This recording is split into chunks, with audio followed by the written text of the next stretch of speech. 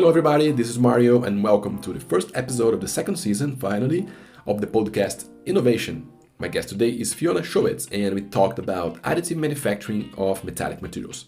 To be more specific, we focus on LPBF from laser-based powder bed fusion. We covered process parameters, microstructure, post-processing and a lot more.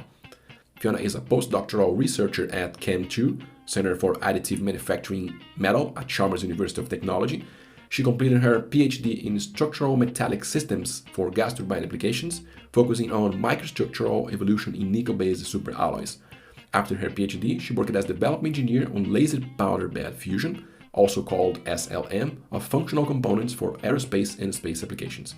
In summary, her research interests include various aspects of microstructural evolution in nickel-based superalloys, including coarsening of nanoscale precipitates, linkages between precipitate morphology and mechanical properties, and process, structure, mechanical property relationships of additively manufactured superalloys. I hope you enjoyed the conversation as much as I did, and thanks for tuning in. Hello Fiona, thank you for joining us today. I'm very excited to have this conversation after a while. That would be much better face-to-face, perhaps sitting in a lab, as we did sometimes. But considering that it's not easy for me to be in Sweden right now or for you to be here in Brazil, it's not too bad that we're being mediated by the technology this time, right? So let's get the most out of it. Fiona, welcome to the Innovation. Thank you very much for having me. Fiona, I thought I would start with a broader question that can give us an overview about the technology. Perhaps a good starting point is to explore the different types. So could you please tell us what are the different types of additive manufacturing processes that can be used for metallic materials? And tell us which one or which ones you are using in your research, if you would. Of course. The basis of additive manufacturing, or AM for short, is that you build up material layer by layer. So for metal AM, you can choose different feedstock materials to do this. You can use wires, you can have sheets, you can have loose metal powder. And then to fuse this feedstock material together into the solid component that you want to manufacture, you can use a range of different energy sources. Examples are electric arcs, electron beams, or lasers. So you can already tell that there are a number of different processes that you can use for metal AM. And this technology area has seen a rapid growth over the past decade or so, which means that there are some technologies that are, as of yet, still experimental or in development, which means they have few commercial applications. Examples for those are ultrasonic additive manufacturing or binder jetting. But there are also some technologies that are already used for manufacturing functional components. So they're very much used for industrial applications already. And these technologies can be divided into two groups. One group is direct energy deposition, or DED for short, and the other group is PBF, which stands for powder bed fusion. And once you have these two groups, then you of course have to specify which energy source you're using to fuse the feedstock material together. So the AM process that I use for my research is mainly powder bed fusion with lasers. So most often that's abbreviated as LPBF, but also known as SLM, which stands for Selective Laser Melting. Yes, Fiona, that was an excellent start for me because this gave us a high-level structured view of the processes. Thanks for that. Now that we have this, we may zoom in and start looking at some details. So could you please describe how the laser-based powder bed fusion works, the LPBF, and what kind of metals can be 3D printed with this technology? Sure. So if you want to build something with LPBF, you need a few ingredients, if you will. So you need, first of all, the feedstock material, which in this case is the loose powder. And the powder particles have a size of below 100 micrometers, usually. Then you need a build platform or a build plate that you print on top of. And of course you need a laser to fuse the loose powder together. The laser power that is used can range from 100 to 1000 watts depending on which machine you're using. And the laser diameter usually ranges between 100 and 1000 micrometers. So if you have all these ingredients, you need to put them into your machine. You put the loose powder into a powder dispenser, which is on one side of the machine. You put the build platform in the middle, and then you have a collector bin on the other side of the build platform to collect any loose powder that is surplus and that you're not using during the process. To actually build your component, you also need to pre-process your digital file. So you have the final geometry as a CAD file of your component, but the machine doesn't really know what to do with this because you're building layer by layer. That means you need to mathematically slice your CAD file, which is nowadays luckily done within a lot of the software packages, and in the past meant you had to use multiple different software packages. Okay, so once you have done this, you load the sliced file onto the machine and you can start building.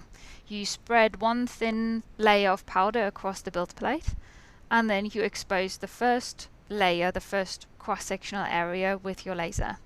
And then you lower the build platform by the predetermined layer thickness that you want to use during your build process, and you spread another layer of powder across, and you repeat this process until your whole component is finished. The materials that you can use in metal AM are a lot. You can use different steels for a variety of applications. You can use nickel alloys, which are usually used for high temperature applications. You can use titanium or aluminium alloys. Copper alloys are increasingly popular because they're very good for heat exchanger applications. But the range of materials used in LPBF is ever expanding. It's a very active field of research in the field of additive manufacturing. Yes, absolutely. All right, now that we are nearly on the same page in terms of understanding the process, you explained very well, and I guess that even those not familiar with the technology can better follow the conversation now. So moving on to the next question, which is a bit more specific. I'm talking about process parameters. Could you please tell us what are the main process parameters of the LPBF? And it would be great if you could also walk us through an example of how one of these parameters was adjusted to obtain better results. It can be a real case or something hypothetical. There are many, many different parameters that you can play with in LPBF. So it all depends a little bit on what your goal is that you want to achieve, which then tells you which parameters you should play with because they have a bigger influence, say.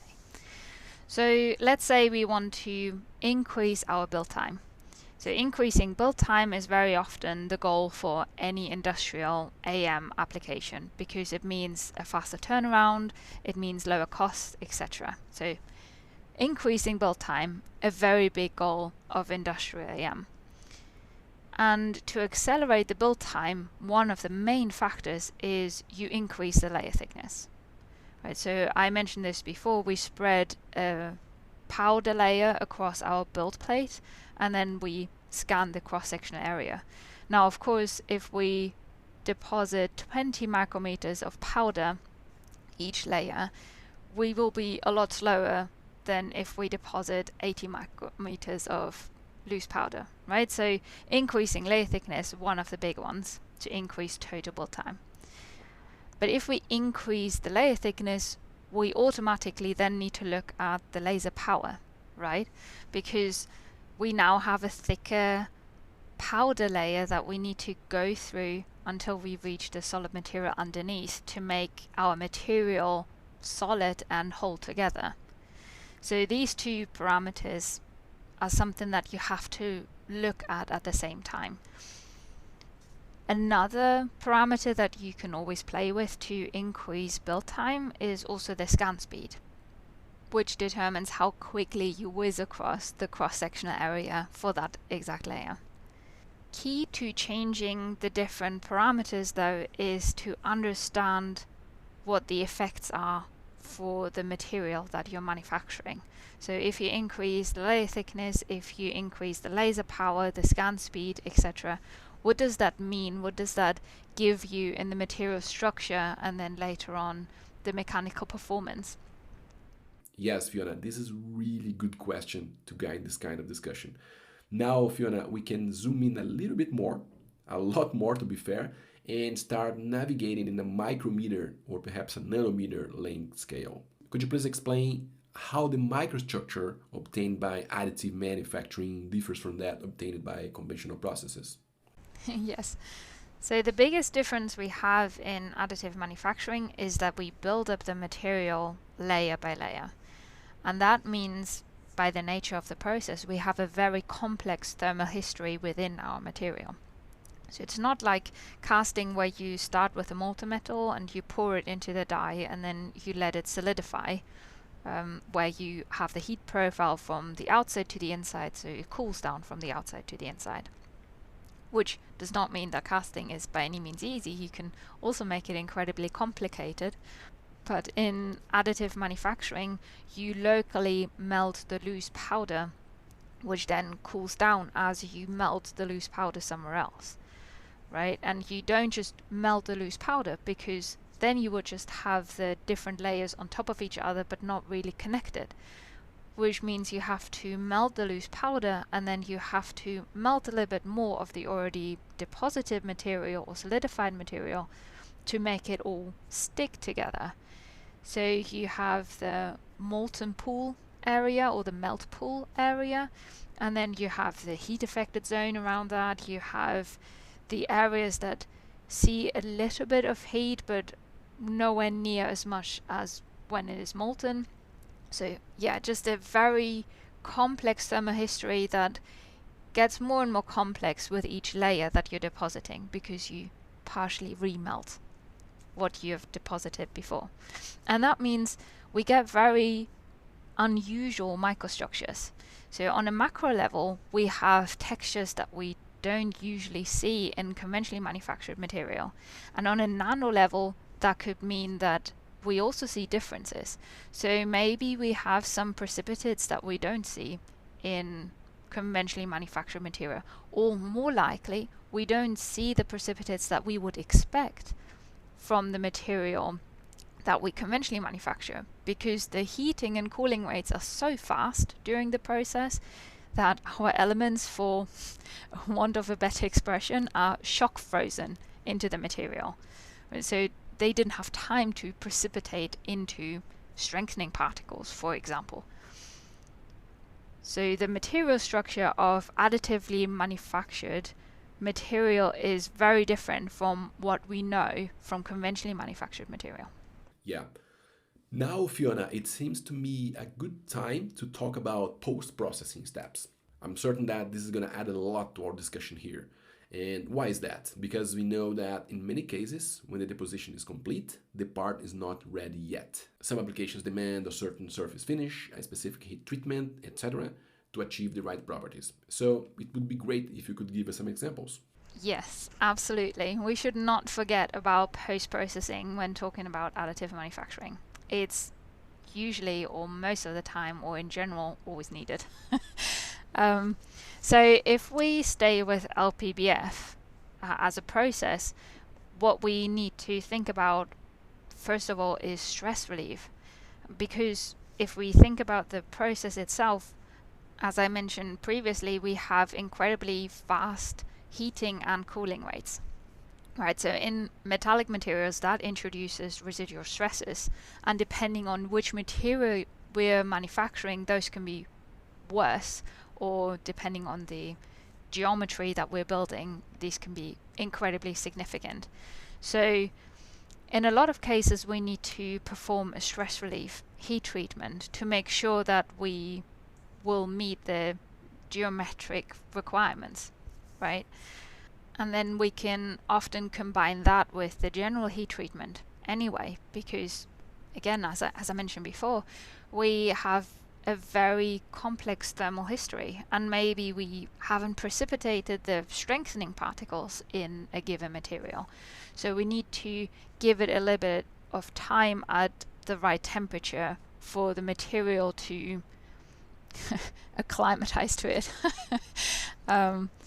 This, of course, also influences our mechanical properties within the material, and therefore the overall component performance later on.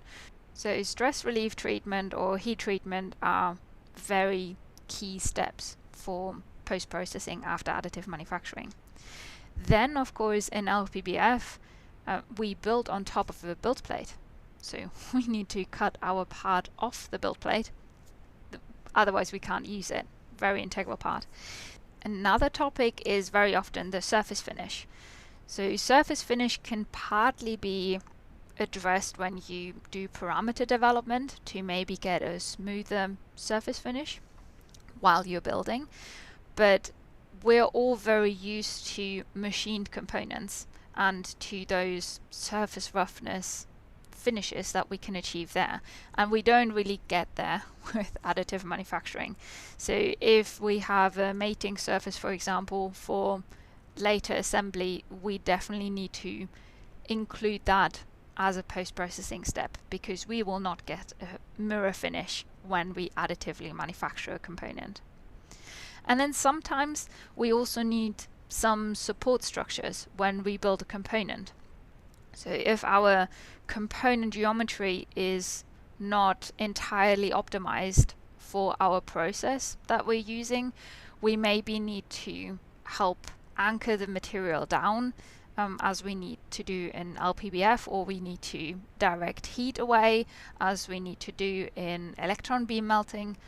So if we have these support structures, of course we need to remove them because they have nothing to do with the actual component. They have more to do with the process and the manufacturability. Exactly. Post-processing is a huge topic, Fiona, that we could spend a lot of time talking about. It's a really important subject because it sometimes can be the bottleneck of some industrial processes. So the next question is about the correlations between these four elements: processing, structure, properties, and performance. We know that understanding these connections, these correlations, is key for the science engineering of materials. So my question is, how do these correlations work for components made by additive manufacturing?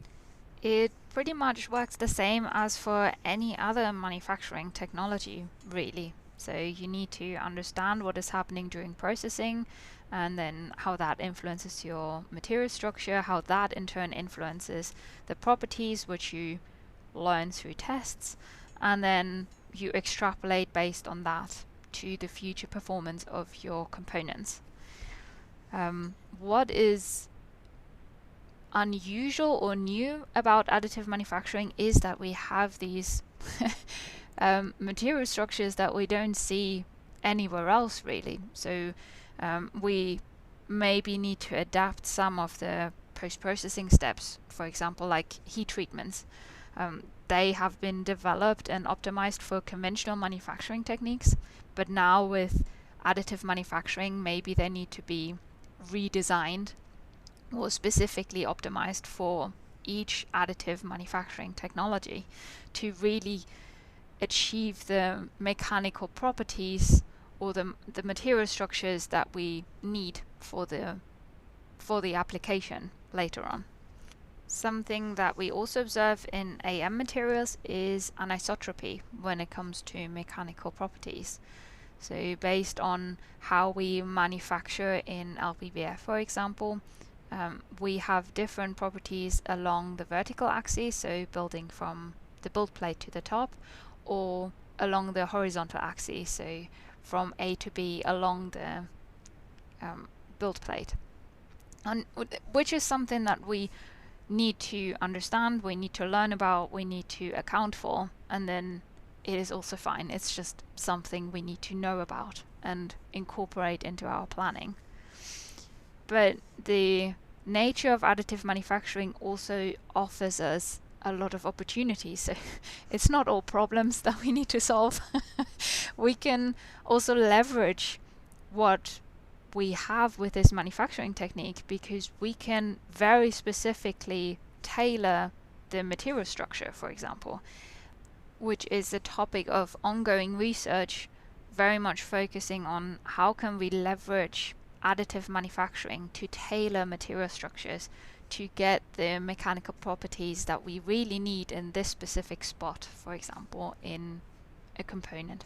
Fiona, I'd like to break down this a little bit more, but I'm afraid we are running out of time. So let's move to the last question.